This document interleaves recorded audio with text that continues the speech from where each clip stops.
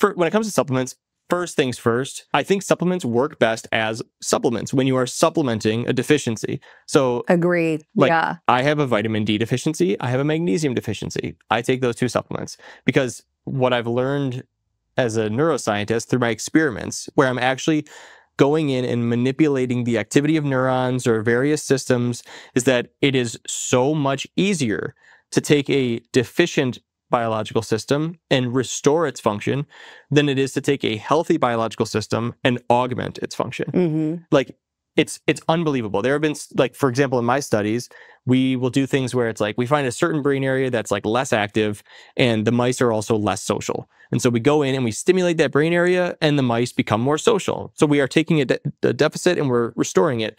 So you might think then that if we go in and we stimulate that brain area, that the mice become, that to mice that don't have a deficit, they all become more social too. Not at all. And that happens on all levels. Like, that's a behavioral example, but also like, you know, like this protein interacts with this protein. So if you turn this one up, you might turn this one up. Nope. Only if it's deficient, you know, then they both go up. But if it's healthy, it doesn't influence this thing. So taking a system that is already functioning well and trying to supplement more often than not is not going to do anything. But with that said, there are certain supplements that do. And so my sort of favorites are the ones that are like most supported by data are omega-3s. So I can't name all of them off the top of my head, but there are so many benefits to omega-3s. And gosh, I can't remember right now. I have a video on this that explains it very well. This often happens to me where I read the literature and I explain it in a video. Give us the video. We'll link it in the show notes. Okay, I'll send it to you. Perfect. People can see it. Because there's multiple forms of omega-3s, and one form, like, because you can have omega-3s that are like higher in one version than the other. DHA versus EPA. Yeah. And I forget which one. I think gosh, it'll be in the video, but having a higher dose of one than the other is a better, is more associated with lower risk of dementia, and others are better for like heart conditions. But those are like very solid. I also take an omega-3 whenever I try, or whenever I... Is your wife taking omega-3? She's taking a prenatal right now, which probably has it does have, both of those. My sons, like, people will be like, oh, they should play football, which sometimes they mean American football and sometimes they mean soccer. And I always joke that I choked down way too much omegas during my pregnancy to have them compromise their brain. Yeah, right. Honestly. So aside from those, I also do like magnesium. I also like...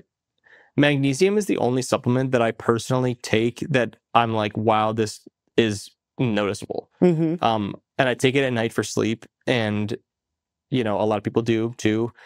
There's evidence showing that, you know, people who take, especially for those with insomnia, magnesium can help improve the duration of sleep. It can help people basically sleep a little bit longer and fall asleep faster.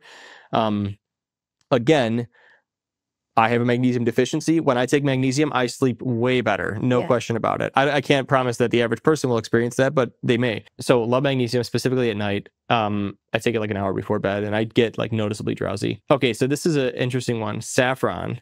So saffron is, there is like unbelievable evidence suggesting that it could be an antidepressant.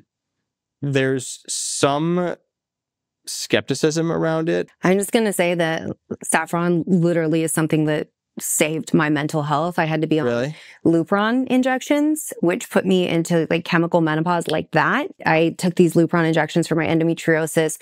Super stupid. Retrospectively, would never have done it. At the time, 3 doctors told me this was the best thing. I never respected the cognitive change that menopausal women go through when they lose estrogen to the degree I did when I experienced it. And I did a bunch of research on things because I was even doing add-back therapy of like, I'm just going to put on an estradiol patch. I'm going to take progesterone at night. And I was like, this is not enough. I am so sad. I am weepy all the time. Brain fog so bad. I bought multiple of the same Christmas presents and wrapped them. So expensive, most expensive time of my life.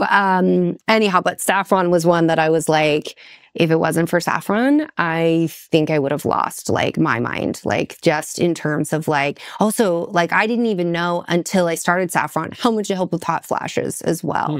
Interesting. But you were saying saffron's super controversial. Well, it's not super controversial. I mean, here's the thing. When you look at the data, if you go to the PubMed and you search saffron and you look at the data, there are a bunch of studies showing that it is really powerful effects on depression. That people, when they take saffron, they show all these like tremendous remission of depressive symptoms. They feel way better. And when compared directly to SSRIs, it sometimes even outperforms SSRIs. By the way, St. John's wort is another one that's like that.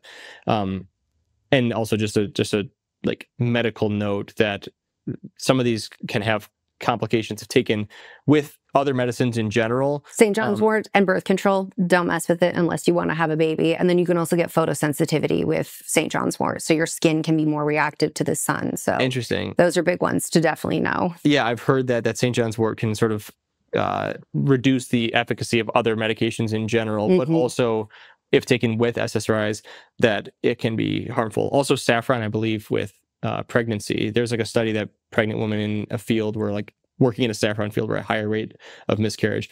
Anyways, so, you know, with any supplement, right? Like there's no doctor telling you, hey, these are the complications like they would with a prescription. So please always, you should look online and make sure that there's nothing But also talk to your pharmacist. If you're filling a prescription, pharmacists understand drug nutrient and drug herb interactions better than your doctor will. Dietitians as well are another resource. Most average doctors have no clue about supplements. They're just told they're always bad and don't tell people not to take them because that's like the safe default. But leveraging your pharmacist, they're super, super brilliant people that can help. Yeah, yeah.